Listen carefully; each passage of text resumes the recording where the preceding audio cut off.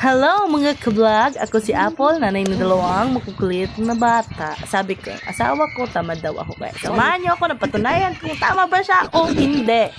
Tara, samahan niyo ako sa araw ko. Unahin natin ang pamamitis na tulong. Sayang naman kung hayaan natin tumanda sa puno. Mas masarap talaga pag may sarili tanim. Fresh na, tipid pa.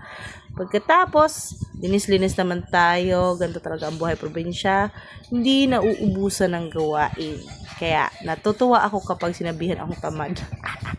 Ang dami kayong trabaho sa bahay na di lang laging napapansin.